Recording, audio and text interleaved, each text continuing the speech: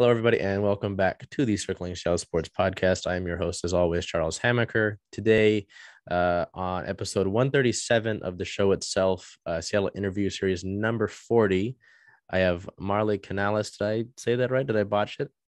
Nope, that's correct. Perfect. All righty. So, one of the newer rain draft picks from the past draft, obviously, having spent U14 through U23 with the U.S. Men's National Team, 2017 to 2021 with UCLA, two-year captain with the team there, 2020 All Pac-12 second team, and then 2021 All Pac-12 third team.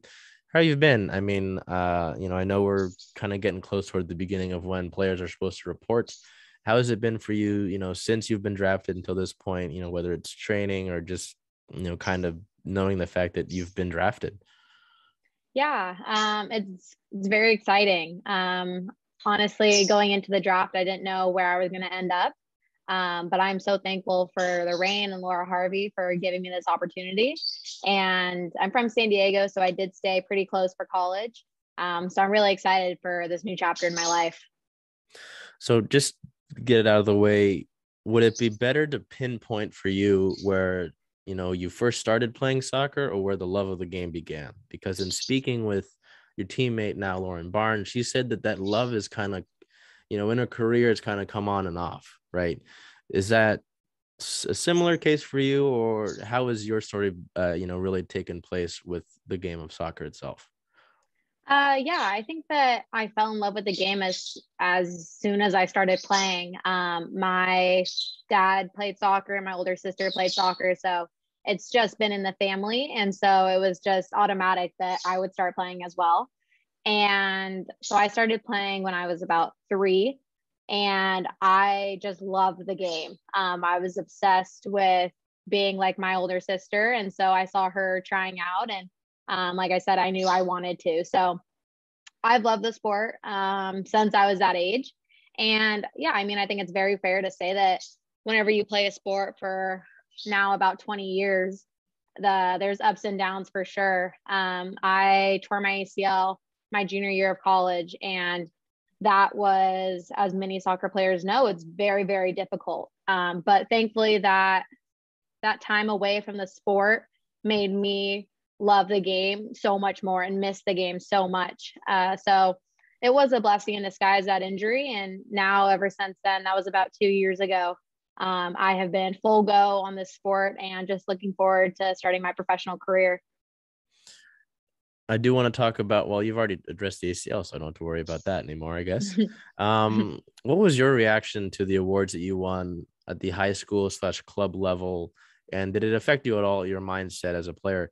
Was it just sort of, hey, this is a representation of the work that I put in, right?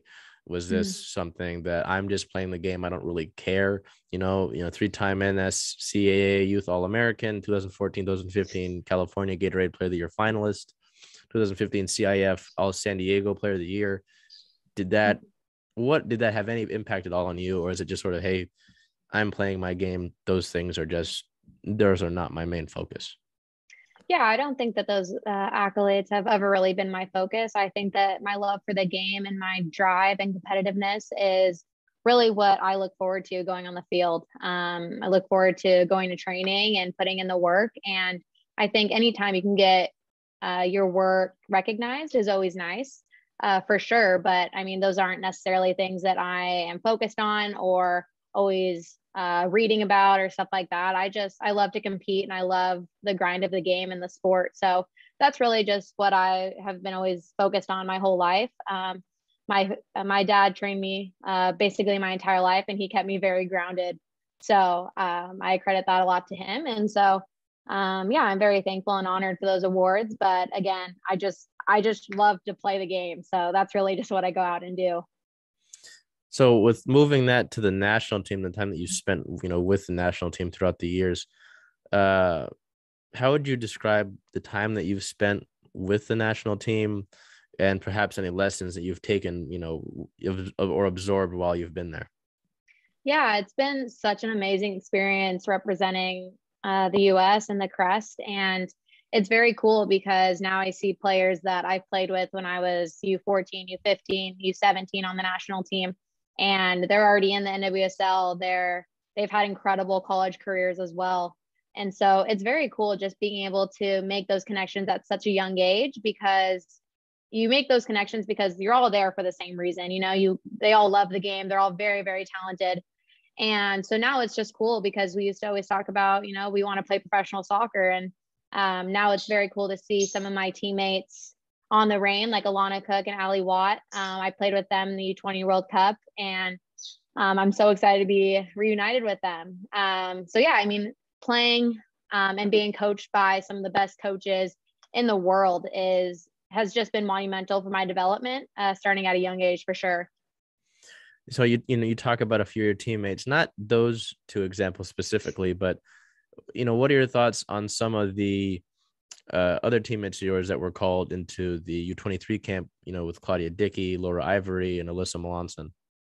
Yeah, no, that's incredible. I'm very happy for them. That's so exciting. Anytime you get to represent the Crest, it's an absolute honor. And I know that those three players are going to do awesome. So with UCLA, obviously you talk about going to school, relatively close to home. How did that process go? Because obviously, if we look at California, there's an abundance of schools in California. But yeah, how did the journey to UCLA fall into place for you? Yeah, I think that when I was younger, I was like, I want to go far for college. I want to go to the East Coast, get out of here. But once it was like sophomore year, I was like, oh, I don't know if I can go so far. Like I want to be close to home and stay in Southern California. So I visited one other school and then UCLA. And once I got to UCLA and visited the campus and saw the culture of the team, I knew that that was the place for me 100%. The academics and then the athletics, they were second to none. And I knew that it was just the perfect place for me. And I have enjoyed my 5 or so years at UCLA so much. How did you really look at the freshman year? Because, talking to different people, freshman year can be such a different thing, whether it's, the academics or even just how you approach being with the team, right? Was it sort of I'm going to be a sponge and just soak up what I can here at this program, with the history it's had? Did you want to come out and prove yourself? How did you approach freshman year? Yeah, I think that it was a very big jump from high school to college. And I think that, I mean, obviously my freshman year, I didn't play a lot. I didn't get a lot of minutes. And I think that it took a little bit of time for adjustment for me. And whether that was because you start to play against girls that can be 4 or 5 years older than you if you come in at 17, 18. And so, yeah, I mean, I think it was a hard transition for sure. But after my freshman year, I took a lot of what I learned and I realized I don't want to sit on the bench again. So I realized, I got to step up my fitness, my technical work, my strength and conditioning, everything. So I committed to that, and I'm hoping that I learned a lot of lessons for sure. I mean, if you just have an easy path, you don't learn too many lessons along the way. So I'm thankful for those lessons that I learned, and I'm hopeful that I can take everything that I've learned from UCLA into the pro level. You talked about the ACL already. I want to go back to a little bit before that. PKs are always a stressful time. Anybody that plays the game knows PKs, that's their own beast. What thought process did you have going into your PK in the semifinal against Duke to send UCLA to that title game? I mean, yeah, how did you approach that? Because I know that there are different ways to approach PKs in general, but, that's a big, obviously, semifinal with what's at stake there. How did you approach that?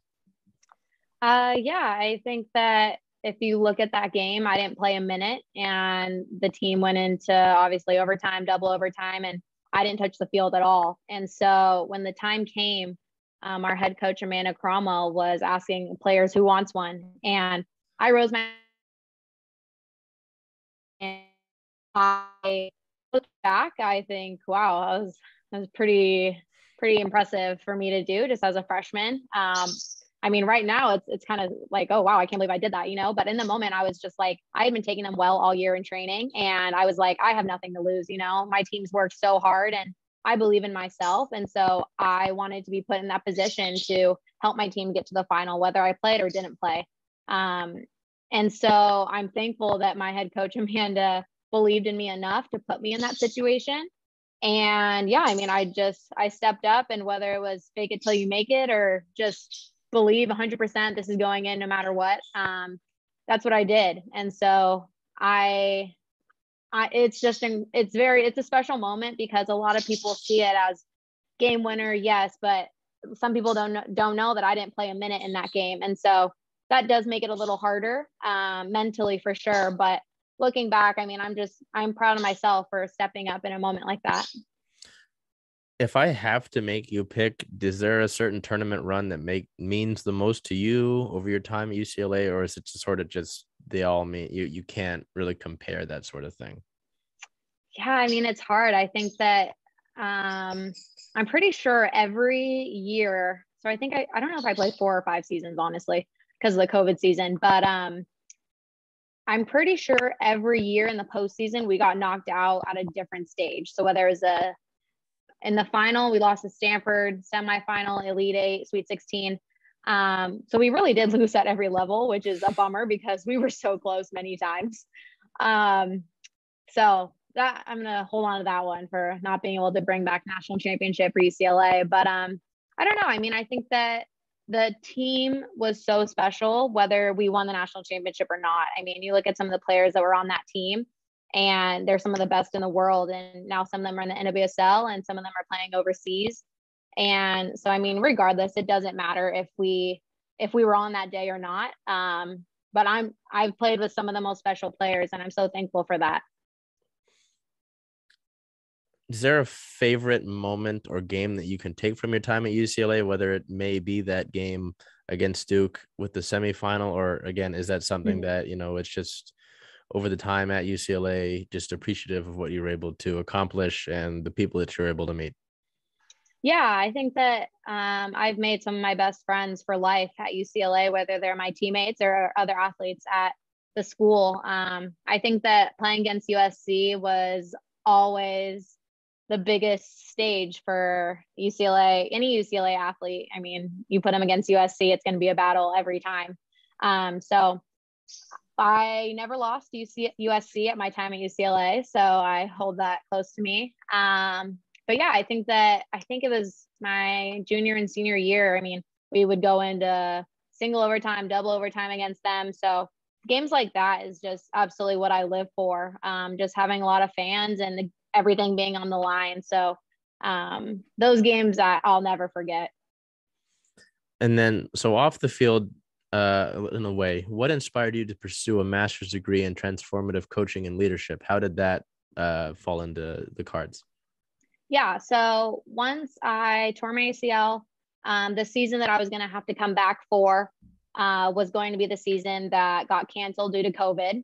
So then my season got pushed back even more. And I knew I wanted a lot of games under my belt coming back from my ACL. So I was finishing up my bachelor's in psychology, and the opportunity came up where my head coach is like, there's a new grad program coming out with that title. And I was like, yeah, I mean, if I can stay another year, play another season, be a fifth year senior on that team and get a master's. I mean, it was really a no-brainer.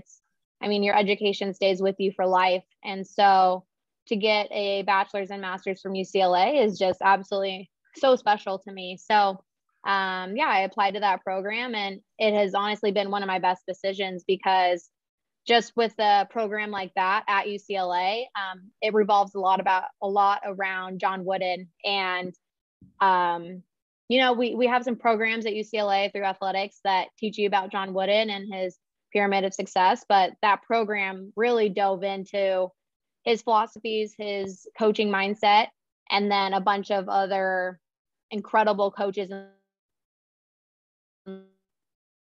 So I've learned so much from that program, and I know it'll stay with me for life, whether it's on the field or off the field. Now, transitioning over to the Reign here, can you talk about your draft process and about how everything came together ultimately for you to be selected by the Reign.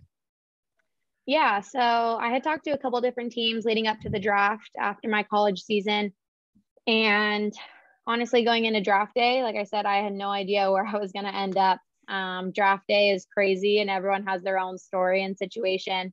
But mine was definitely unexpected, just kind of how everything played out. But Laura called me a couple minutes before I got drafted, and that was that. So I'm so excited. I'm so thankful for the Reign for giving me this opportunity. And yeah, so I'm just ready to go. Have any of your new teammates reached out to you? And if so, what's the sort of first impression that you've gotten, from this team? Because obviously there's, veterans, club originals that have been with this team, as well as some players who are relatively new. So can you just speak on, obviously if they've reached out to you, and if so, what's the first impression you've gotten so far? Yeah, Lauren Barnes reached out to all of us new draftees and the Reign newbies, they call us, and just kind of put us all in a group chat and said, we're so excited to have you guys. Here's each other's contacts so we can get to know each other. And I trained a little bit with Sofia Huerta and a couple of days before the draft, and I didn't know I was going to go to Reign, and then I ended up going there. So they're both two incredible people and incredible leaders, and I'm so excited to step on the field with them. But yeah, I think the general consensus is that this is a team full of experience and leaders and great people and teammates. So I feel like I'm going into a great situation to make new friends, make new teammates, and as well as the coaching staff. I've heard nothing but incredible stuff from them. So I'm looking forward to learning and growing as a person and a player for sure. Yeah, it was kind of a funny thing about Sophia. I remember I spoke with her prior to the season really taking off. And we talked about her playing as an outside back, and getting back to that. And obviously the course of the season takes place, and that becomes a big moment for her through the season. So just a cool little thing about Sophia. At least in the midfield, right, there's a lot of knowledge that I'm sure you could, learn from, brains to pick. Just look at obviously league MVP last year and just Fishlock, Rose Lavelle's in there. And even if you want to look at the attacking side of it, obviously Megan Rapinoe, what she's accomplished in her career. Bethany Balser won Rookie of the Year 2019. Can you just speak about, potentially, the teammates alongside you in those position groups and, what you might be able to take from them, whether it's, picking their brain or just, in training even?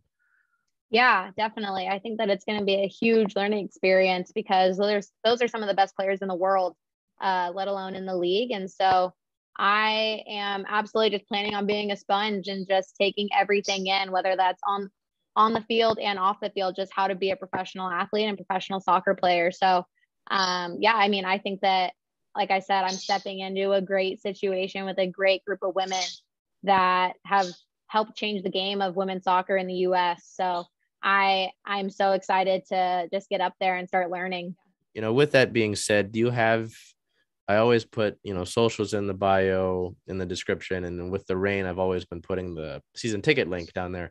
I mean, is there anything you want to leave off on just to wrap up, whether it's, being able to play in Lumen, as we kind of talked about avoiding playing in Shaney, Laura Harvey, just anything that you want to leave out on?